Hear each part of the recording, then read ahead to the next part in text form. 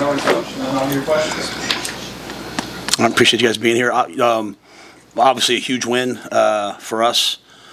I thought that was. I told our team. We went out there in warm-ups. That was as good-looking a team and as talented a team. The back was fast. The wideouts were elite. I thought the quarterback was really impressive. I think Mike Loxley's done a great job of getting the right players in there. Both defensive ends, fantastic. So, we played really good players and found a way to win. Love what we're doing in the fourth quarter. Need to improve the third quarter. So I told our guys back-to-back weeks we had a 14-point lead and a 10-point lead. In both those games, we've allowed the team to come back. We have to be better about playing complementary football and putting people away. Special teams continue to impress. Really happy for Kenneth Williams. I thought that was a world where football's become a little bit transactional. To see that moment and Troy, that moment with Troy Dannon and him was awesome. So excited to go on the road. Keith tells me we haven't won road games in back-to-back weeks since 2006, which is mind-boggling. Quite a challenge. They've beaten us 5 times in a row. For me, it's a great measuring stick for where we were 2 years ago when we first got started to now. They do a great job, top 20 in the country in turnover margin. We've been good in turnover margin this last game. When you're -3, I know Coach Fleck, who I have a ton of respect for. I know he preaches +3. We were -3 last game. So when you're -3, you have about a 7% chance of winning. So our guys overcome, but we can't continue to do that. So we'll work on it and see what happens this week. So with that, I'll take your questions. Obviously, your alma mater fired its coach Sunday, and so your name logically becomes a candidate for that role. What would you like to say about not only Coach Franklin, but the opening there and your relationship to the AD there? Yeah, well, I love Penn State.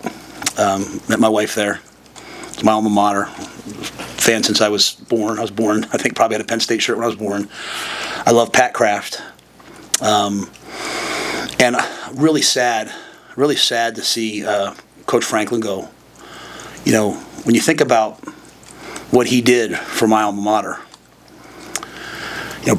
the program was in peril, right? I mean, the players, if people remember, like the historic sanctions, you could transfer out, you could do whatever you want. Bill O'Brien comes in, stabilizes it for 2 years.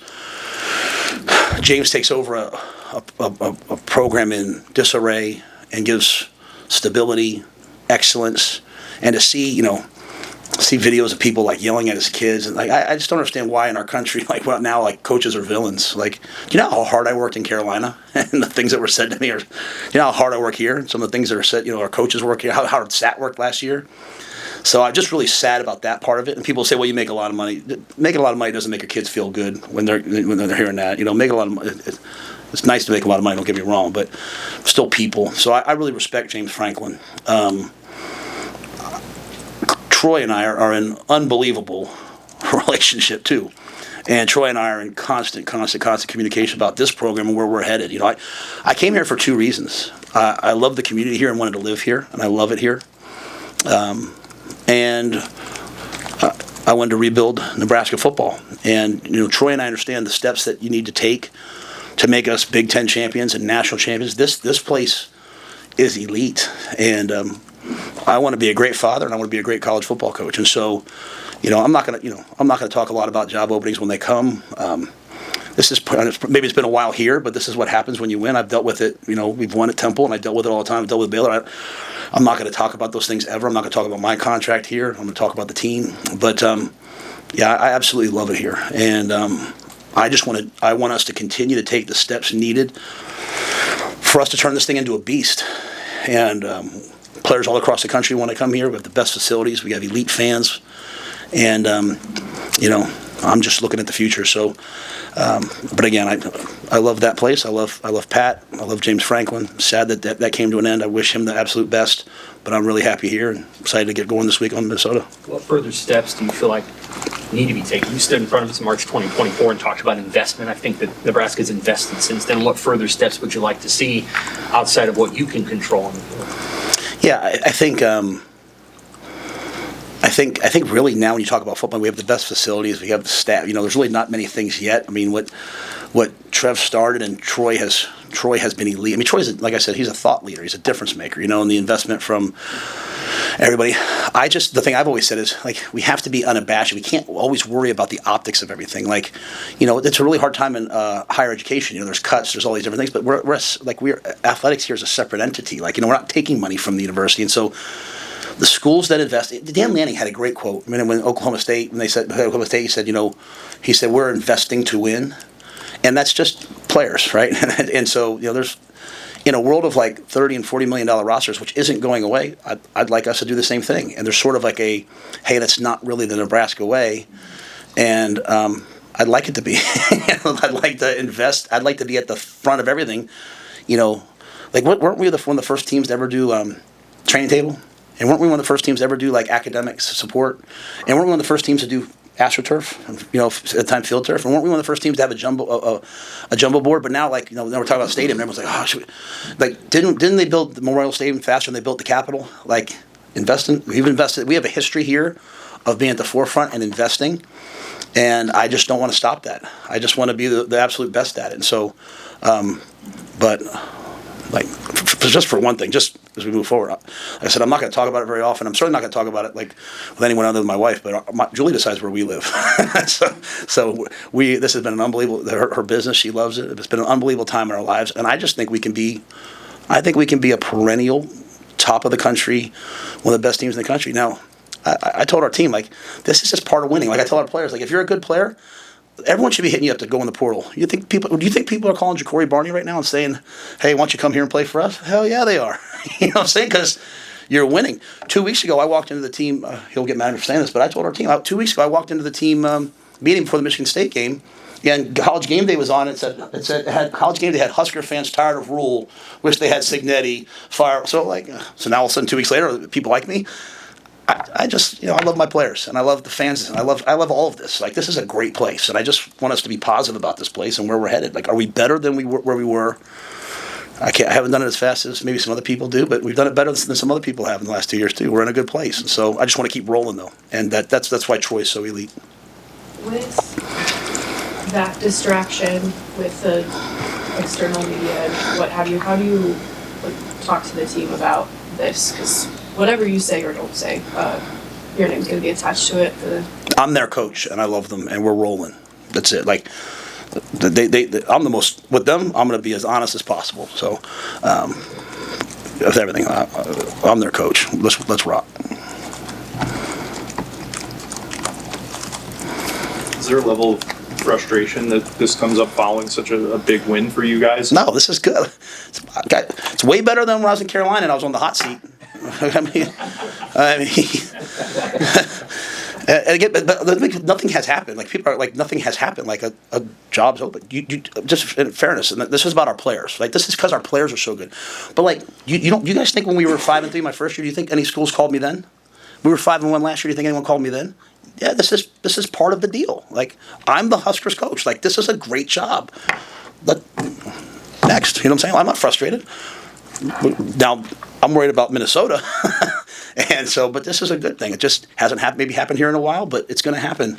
And it's like the people are going to want to hire Dana, and people are going to want to hire, like, they wanted to hire Tony White last year. It's just, it's all good stuff. It's all good stuff. But do you understand why maybe it's a little bit of a different discussion when we're talking about your alma mater, played there, friends with the AD, and all that? Yeah, 100%. Like, but. I'm trying to be as respectful as possible and answer it and then get it over. Like, I'm here. I'm not a cyborg. I have 2 little girls. I have a wife. I'm worried about. Have my daughters found a volleyball club to play for? Like, I'm not just like a. When I was 20 something. Like, I love it here. It's awesome. It's awesome. How do you see guys respond to the Sunday practice in a short week, and how do you handle it? Yeah, I gave them Sunday off, and I gave them the option of Monday off. And the captains asked we're going to do some work tonight. So we met on Sunday. They said it was the best lift of the year, best movement of the year. The meetings were great. The guys had a ton of juice. I think they're starting to figure out, like, A, they're a good team. B, what we do works, and C, they understand that, hey, we've got to continue to improve because there's some things we're not doing right. The football of it is, you can't continue to have I mean, a 10-point lead and a 14-point lead, and we give them up. That doesn't make any sense. And coming out of the half and not scoring a third, that doesn't make sense. But then you get to the fourth quarter. I mean, you read me some. Allow me to read this, and I don't like to read to you guys very often because it looks like it's contrived. But he gives me stats every week, so it's like in the past 3 games after we have trailed in the second half. So once we're trailing, Dylan is 33 of 46, which is 71.7% for 357 yards, 3 touchdowns, 0 interceptions, and we've scored on 8 of our 12 drives. So my job is how do I put it all together to get us to be able to do that all the time.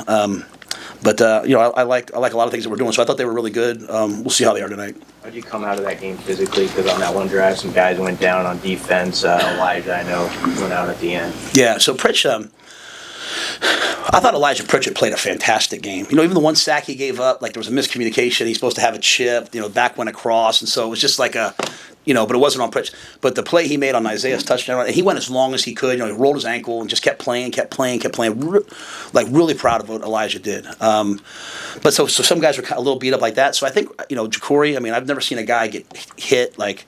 He gets hit on the last punt return, which was about to be should have been a touchdown probably, and comes out and he's right back in. So I think we're just probably a little bit maybe bruised, but not like a lot of like major injuries. It's a short week, hoping maybe Malcolm. We're going to see what Malcolm can do tonight, so maybe we'll get some guys back too. Was the Kenneth Williams stuff already in the works, or was that a spear of the moment decision? No, that was walking off the field. I literally asked him. I said, because the rules are different now. I said, Kenneth, do you have a scholarship? Because Pat handles all that. He said, no, sir. I said to Troy, he doesn't have a scholarship. And then Troy, did what he did. So, because it's just the rules it used to be like 85 scholarships. Now it's like a percentage and aid, and it's like now it's like baseball, and it's an algorithm, and smarter people like Pat are doing that. But no, that was that. That was just like, he was so close so many times, and then we put Mosey back there too, and Quentin Ives made an unbelievable block, and. Really happy for Kenneth, but not happy for him like it was like oh wow, like he's a really good player. You think about our contribution from our backs in that game. Mosey, 2nd and 20, he runs a ball, gets like 9 yards, catches a check down, gets a first down. I think Emmett's second in the Big Ten right now in rushing. What did you say it was? You said it was. I can't read anymore. Second in the Big Ten and 7th nationally in rushing, averaging 108 point game. We ran for 200 yards, but. 7 something carry, but then the sack and whatever got it to like 193. So and then Kenneth, makes that production. Really pleased, and Quentin great blocks. So, but that was just spur of the moment. What's pretty cool about Emmett that allowed him to ascend, take that next level this year? Well, I think I had said it. Maybe you guys. I can't remember what day I said, but coming out of that last game, we went back and looked at Michigan State. Went back and looked at the yards per carry, and it was like really good. We just didn't run it a ton, and then. We came out in this game and we knew how good both edge rushers were and number 10, the 3 technique was, and we were like, hey, we're going to have to try to have these really physical runs to slow down the pass rush. They're great players, and so I thought we did that. We got in rhythm, and I thought Emmett got more opportunities, and then he just got going, and then the back-to-back 80-plus yard drives at the end of the game, and we hurt ourselves in the one drive with 2 second and longs, and we're 2nd and 14, and Emmett catches a screen and makes a bunch of guys miss. So just elite play from him. I just think the more times he got, the more locked in he'll be, and he'll be our guest game captain this week as we go back to his hometown. So excited for him. What is the biggest challenge of doing back-to-back weeks on the road as a coach? Yeah, and the short week too. No matter what you do, the travel takes a toll on you, right? And then I don't know how it was for you guys, but we got out of there, and even with the police escort, it took us almost an hour to get to the airport, and then we sat on the runway for 45 minutes. And you get home at 11:30, and then all of a sudden it's, if you're like me, like I don't go to bed till 2. I'm amped, so I'm watching the game on TV just to see how the flow of the game went. And then I'm watching the Minnesota game on TV, so you just get tired being on the road. We were there for 2 days, and then you come back and you got to go back on the road. So just a short week, but I think our guys travel really well. Our guys are really professional. They handle it well. We use Gridiron Air. We have a huge plane that we can, spread out in. So I'm excited about it. You mentioned Friday's game being a measuring stick. A lot of it is self-explanatory, but where have you feel like you've seen the most growth from that first game? That first game, if you remember, I think again we turned the ball over a bunch in that game, and then we had a chance to win it at the end and put the ball away, and we fumbled the ball. They got the ball. So you just look at at the time the narrative was close losses, and I come in there and we look better, and all of a sudden we have a close loss. It's like, oh, here we, the kind of the narrative, like, here we go again, which was the case, right? We finished minus 17 on the year or whatever, something ridiculous. So I think we're a better talented team, we're a more physical team, we're a better team in a lot of different areas. But when you watch how Coach Fleck's team plays, they have 3 defensive touchdowns this year. I mean, they're one of the least penalized teams in the country. Now we've become a not very penalized team, which is great. They're one of the top teams, as I said, in turnover margins. So you look at the things that they do well, like they win the turnover battle. They don't give up explosive plays. They're throwing the quarterback's an elite player. So for us, it's like, hey, if we go out there and we're minus 3, then we are who we were 2 years ago and 3 years ago, and we shouldn't be that. We're better, so we should just not give the game away and make it be a competitive game and try to win the close games. When you think back to that, did you have a good understanding at that time, game 1, of how much of a mentality issue it was with the team and with the program to get past a lot of those things that had happened before you arrived? That's a great question.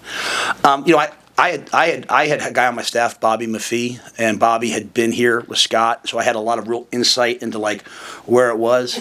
I'll always remember my first team meeting, and then the next day at 6 a.m. I met with the scholarship freshmen, then the non-scholarship, and I did that for I did 30 minutes with each group all the way through the seniors, so I did it for whatever that is, 4 hours, and kind of seeing all that, just where everything was just so chaotic. Kind of the portal was open, and do you guys want to be here? Do you guys not want to be here? So I kind of assume when you're a losing team, it's really hard to become a winning team. I see coaches and we say, and they're great coaches. Don't get me wrong, but you take over a winning program and you win. Oh wow, try doing what we do. Go somewhere and take over a program that's losing and teach it how to win. It's really, really, really hard. And so. But to your point, Mitch, I don't know that I understand, even the late game dynamics. I don't know that I was prepared for all that till I got there and saw it. And even you go to the next week, we went to Colorado, and it's like a 7-0 game in the second quarter, and all of a sudden just falls apart on us. I'm just like, man, we're gonna have to do brain surgery. And so, I mean, I'll be honest with you, last week's game was one of the most fun games I've ever been a part of. Because not when we were losing, I'm saying we couldn't get things going, but because of the way the team just kept coming together and kept attacking it, and we were nowhere near that 2 years ago. So, but I don't know that I appreciated kind of how much would have to happen until I got here, and I certainly didn't appreciate the how covered we are, right? I look at other teams. I watch press conferences all day Monday. I watch other teams' press conferences. I said this to some of you guys yesterday. A, I think I'm way more respectful to you guys than some of the head coaches out there. I can't believe some of the things that are said. But B, they don't get asked hard questions and we get covered a lot. It's on the radio or this, and so just the magnitude of what this is for our guys, and so it's been me adjusting to it, and I've adjusted this year a little bit more to embrace it, not try to protect them as much. Be like, hey, this is what it is. Got to go play harder, play better. So I've come a long way in 3 years. Noticed that Willis McGahee wasn't part of the travel party on Saturday. Where do you feel like he just is in his development? Yeah, I think we're going to try to redshirt Willis. He's a fantastic, fantastic young player. He's just, Desan's playing a ton, and we're just not getting him on the field enough. And I was hoping for clarity on the 4-for-4, 5-for-5, but my philosophy has always been to do what's right by the player first. I met with him. He would like to try to redshirt. And, I think what we'll do is, that'll give him a year of just development versus he gave a great look last week. He was being 29 and 9 and get, great work. And then I think we just have a great young pass rusher in the pipeline for down the future. So, Dylan Rogers is coming on for us, and some other guys are coming on, so we feel like we can do it. Willis wasn't really playing on special teams, so we'll just continue to develop him.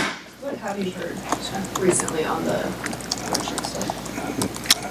That doesn't look like it doesn't look like it's going to happen this year. I think it'll eventually happen probably, but it just sounds like it's just not in the pipeline for right now. So, it puts you look at some of the situations we have. We got guys. Should I redshirt? Should I not redshirt? Because they'd hate for them to also to pass 5-for-5 next year, and all of a sudden they could have played this year. So I just have to kind of leave it up to the guys and tell them the most that I know. Even in Malcolm's situation, he has a redshirt year. Is it a 5-for-5? Is he going to go to the NFL this year? What's he going to do? And so just trying to work with him in terms of what he wants to do once he's healthy. So I do think that's why, our players have seen a lot of guys coming into the program that come from other places. We've had players leave, and you see how they're doing, and it's like, you know what? I just want to do what's right for each kid, and so I think it's the best way to handle it. And what are your thoughts on the Big Ten, just how unpredictable it's been? I mean, last week again, we saw a lot of games all over the map as far as what people thought and what actually happened. Yeah, I just think it's, it's like even the top when we do the top 25 voting at the beginning of the year and all that, right? It's like I just think we look a lot like we're thinking still how it was 7 years ago, 5 years ago. Like, well, this brand should be better than this brand, and the ability for players to change rosters and move, for coaches to be able to take teams with them when they leave and take another job, and just everything's in flux. And then, what type of football character do you have when you're kind of out of the CFP race? Does your team continue to play or not? Like, to me, so Dylan sits next to me on the bus. So him and I were riding back to the airport, so we sat together for like 45 minutes talking, And I just said to him, I said, Dylan, here's how I look at it, bro. Either you like playing football or you don't. Like, if your team loses 3 games and all of a sudden you want to quit playing that season, like, do you really like playing football? Like, this is the best time of our lives. And so I just think it's just up and down, unpredictable. But I think teams are better than people realize. Like, that was such a talented team. Loxley's done a great job there, and I knew it going in. Like, that was going to be an absolute battle. He's done a great job, and so I just think we beat Cincinnati. I think Cincinnati's like 24th in the country now, right? Like. It's just not what people did last year. People can change their roster so much now and grow that. And then, like, to your point, though, Sean, it's also week to week, right? I mean, like, whose team's focused? And in our conference, you're never going to hear me complain about it, but the travel is a factor, right? I mean, like, flying across the country with a bunch of 18 to 22-year-old guys and trying to get them ready to play is a factor. It takes a toll on your body. And so, like, Washington had to go to Maryland and then come back and play on Friday night, like 6-hour trips each way, and they found a way to win, but they weren't great early against Rutgers, and then they eventually won. So it's just all a challenge. You spoke in the offseason about how Dane Key's a pro in his mindset. Did that kind of come to play in the last couple of weeks? He didn't have a catch that one game, and then what he did again. Yeah, what I've loved about Dane is he like, our wideouts blocked like crazy this last game. And Dane's been, like, I think I talked about last week, Isaiah's touchdown on the screen pass. Dane blocked for like 6 seconds on the right side. The thing about Dane's offense is he doesn't come out and say, hey, I need to get the ball to this guy. Then he's not calling plays like that. He's attacking coverages and, calling plays that should work. And then when it's your turn to make a play, you got to make a play, right? And so it can rotate through who gets to make plays. But also, Dane's been practicing really hard. And he deserved that moment. The one touchdown gets taken away on probably a missed call, for being honest. Like, no disrespect to the officials, but that's not an OPI. That was incidental. But maybe it's OPI. Whatever. It's a touchdown taken away. What I loved is if you want to know why I love that kid, why I say he's a professional, if you go back and watch the TV copy or you watch on Instagram, whatever, the clip, he catches one-handed catch for that touchdown, and then he gets up and he sprints to the sideline to be with his teammates and to like not to celebrate, but to say, like, hey, we got to stop him and win the game. Like when you have guys doing that, I got Sierra talk to the team in the locker room after the game again. Like, Ja'Cory gave the best halftime speech. I'm sitting there like, I don't know what to say. Like, I don't plan those things. I'm at halftime. I'm like, what should I say? What should I say? And Ja'Cory gets up before I can start talking. He gives the greatest halftime speech probably I've ever seen. And the guys are losing their mind. Then all of a sudden I'm like, all right, guys. And they're like, oh, here we go. Like, what, coach? Like, so we came out in the third quarter. I probably ruined it. But so, I mean, we got such amazing leadership from our best players. Like, in the last huddle on the 4th and 6, I think it was a 4th and 6, Butler was doing a great job. He invented a defense right there because of what they were doing, right? And all the guys were in the huddle. And I had to make Dylan and all them leave the huddle because he couldn't talk. It was so loud. So we just have good brotherhood. And but Dane's, he likes to play football. So when the ball wasn't coming his way, he kept playing hard. I'm sure he wanted more touches, but then he got going this game. So the best game your offensive line played this year. Say it one more time. The best game your offensive line played. Yeah, especially considering how good those guys were. And you go back to the last game. It looked, but they averaged like 6 yards of carry in that game too. I think Dana's figuring out and Donnie's figuring out what they do the best, like what they're really good at. Like I said, Gunnar, I wasn't sure if Gunnar was going to be able to play on Sunday, and he plays the whole game. So Turner Corcoran, so proud of him. He's just basically been like the jumbo tight end, getting some reps here and there, and all of a sudden the game comes out, and he goes out there and closes out the game for us, and plays really well too. So I think that offensive line, I think they've done a good job. Like, just shut out the noise and watch the tape. You know what I mean? Like, do what I do. Turn off your mute people you don't want to hear from. Turn off your DMs and just play football. And I think they've done a good job of that. And when you're an offensive lineman, people don't really say, hey, you played great. They only talk about when you don't play great, and so that's kind of the nature of the position. It's like corner. Unless you get a pick, they only talk about when you get beat. And so I thought, Sam, I thought they did a good job. Again, I thought they did a good job of moving the line of scrimmage and slowing down the rush with the run game. And I thought our tight ends played their best game. We used Caden Echternock some in the run game. We used Lindenmeyer in the run game. And then not many people have talked about the play. Well, I say not many people. I don't know what you guys are talking about. I'm saying, I don't think I've talked enough about the catch Heinrich made at the 3-yard line. The one-handed catch was, and then the catch Luke made in the back of the end zone. As Sat said, he's like, our tight ends, they're like the watchmen. They're just here when, we're here when you need us. If you guys need us to bail you out of a play, let us know. But those are huge scramble effort plays. But yeah, I thought the offensive line played a really, really great game. When did Dana and Donnie and maybe even Sat start to dial that in and figure out, okay, this is what we're going to do, and it started to look a little bit different? In terms of was it after the Michigan game? Was it during the Michigan State game? Because it looked good on America against America. Yeah, the interesting thing, if you go back to the Michigan game, right? It got ugly early, first third down, it's a sack, boom, right? But then, you watched, we're in 2 minutes before the half, we're through the Hail Mary, we're blocking everybody, and the drive before that, and then at the end of the game, so my point, I showed them you did block them. So if you did block them, you have to be more consistent with blocking them. We stood up in one-on-one situations and blocked them in pass pro. So we're capable of it. So I think even through the midst of that, and then get out of the Michigan State game, but I do think, to your point, I'm trying to answer your question here. I think that they're realizing hey, we can do these are the runs we're better at. You know what I mean? We're really good at this. We're really good at that. Hey, maybe we're not as good as this. And so just kind of morphing into who you are in the middle part of the season. I mean, we're 5-1, so I can say it, right? But I do have 3 new coordinators.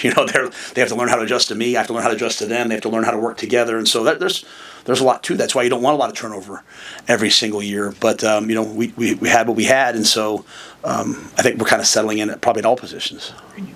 What can you take from the stretch of play after your 5-1 start last year, when you then lost 4 in a row? What can you take from that that's applicable to these 3 or 4 weeks ahead? Yeah, well, we were just such a different team last year, so I think we're in a way different place. And I think we went through what we went through last year, so we don't go through it again this year. Last year, we played the brand every week, so we're it's Indiana. Are they good? And then we went there and we got our tails kicked, right? And then Signetti told us about it after, so we had to eat that one, right? And then the guys all regrouped and we handled it, and we went to Ohio State. We played a game that we came within a play of beating the number 1 team in the country. Go back and look at their stretch down the road. We're the only team that played them close. And our kids knew they were playing Ohio State, and they knew they had to lock in, and they locked in. But then we come back home and play UCLA, and UCLA was a talented team. But if you guys remember, I kept saying hey guys, this is a good team, and we didn't play great against them. And then we thought we settled down at the end. Brought Dana in, we went to USC. So with all that being said, our focus this year has been just worry about us. Stop worrying about who we're playing. Stop worrying about the other team. And if you do worry about their team, watch the film. Don't listen to this was their record last year. They only beat this. Stop with all that stuff and just look at the film. Well, what does this guy do? And so, but yeah, we were 5-1 last year. We went on the road. We were the number 25 team in the country. We went on the road. We wore all white uniforms on the road, and we played a game. We're 5-1 this year. We're the number 25 team in the country. We're going to wear all white uniforms Friday night. We're going to go play Minnesota.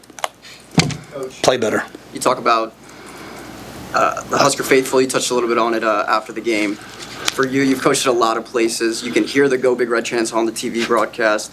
Where does this rank for you as far as just passionate fan base and what they help you guys do on the field? There's no place like Nebraska. The locker room in Maryland is so small. There's not even a training room in the visiting locker room. So all of our coaches, we all sat outside. We actually did our halftime meetings outside. You couldn't meet inside. So I sat out in the grass and talked to Dana for an hour. And before they would let the people in the stadium, you could hear them chanting "Go Big Red" outside before they came in. So it's unlike any other. It's unlike any other, and that's why for me to tell the players, "Hey, go back out and thank the fans." I mean, people pay their hard-earned money for that. And so if you listen to me, sometimes well, Coach, you always say about just block. My thing is the fans, not the Twitter accounts, right? Not what people are saying to you on social media. I tell our guys, don't listen to social media, but the people. I've never had anyone say anything rude to me since I've been here. I've never had someone say that. Well, I actually have watched Michigan. I went to watch my daughter swim at Devaney, and this little kid, 15-year-old kid, said to me, "Hey, what happened against Michigan?" I said to him, "You're lucky you're not my son, buddy." But like no one says, like even some things, some of the tweets you guys say in games, sometimes they show them to me. They're a little bit mocking, a little bit but no one says it to you in your face. So my thing is like, hey guys, like I'm going to be respectful to everyone. You're going to be respectful to everyone. Who's respectful to us? And the fans showed us unbelievable respect, passion by coming out there and being there. Like my family sits in the stands my two daughters sit in the stands, and like you can't do that everywhere. But we can do that in Nebraska because the people here are the best people in the world. Right? So, but our fans are elite, and so we go to Minnesota. I just want to go back to one thing, Mitch, you had asked me about earlier, about 2 years ago. If you remember after the game, I said I messed up because I wasn't prepared. It was a gold out, if you remember that first game of the year, and it was so loud and the way the stadium was built, because I look at the stadium capacities and all that, and I didn't do a good job of helping us with the cadence in that game. We weren't prepared, so like we were way more prepared. Like we had to go silent cadence at the end of the Maryland game, and we hadn't done it all game. We had to do it at the end of the game, so way more prepared. But I always assume like, hey, we're going to have a bunch of Nebraska fans there too, and it's going to help us in terms of keeping it quieter. And so, we have the best fans in the world. Friday is going to be a breast cancer game. Both you and Minnesota are partnering with that. Just how did that kind of come to be in your conversations with us? Yeah, well, I shared it the other day. Obviously, my wife lost her mother, and my mother had breast cancer. I think it affects 1 in 8 women. It's the second leading cause of cancer. For women, aside from skin cancer in the United States. And if you have early detection, like it's 95% survival rate for the next 5 years, you can live a good life. And so, I always, when I was, what's the point of wearing? It's just, hey, raise awareness, support for those people who have it, raise money. My wife has the dry bar, and it's like this isn't just like a publicist. She gives like $10 off every blowout for to breast cancer awareness, because we know what it feels like. And I had the guys yesterday. I said, who here has a woman in your life who's been affected by breast cancer or any kind of cancer? And I think almost the entire team raised their hands. And so I think it's a great thing for football teams to do. The hashtag we have this week is, who taught you how to fight, which I gave that speech the first year kind of off the cuff. And I was like, who taught you how to, watching my mom and watching Donna, my mother-in-law, deal with that every single day, no matter how they felt, they still were our moms and grandmoms. And so that's why it's passionate for us. We like doing it. It didn't work out where we could do it a home game this year because of all the other causes. So we just decided, hey, we're going to do it at Minnesota. Dylan really wanted to wear, he asked me because he was still mad about the Indiana game, can we wear all white on a game this year? And I said, if you win all white, you're going to have to win, because every time we wear all white, people say, oh, so I said, you have to win the game. You have to play great. The uniform doesn't affect how you play. I know. So we'll do some pink accessories this week. We'll wear all white. But really, to me, it's about who in your life taught you how to fight. And I respect PJ Fleck so much, and I respect Heather Fleck so much that I texted him and said, hey, this is what we're doing. And he said, you want to partner with us? And he wanted to partner with us because it's bigger than the outcome of the game. And so both teams are doing it. It's two classy college football programs coming together for a cause bigger than just football. And then once the game kicks off, we'll go play football. Right? The team that plays the best will win. But I appreciate you asking me about that. That's why it is. And I think it's a worthwhile cause. Anything else? All right. Thanks, guys.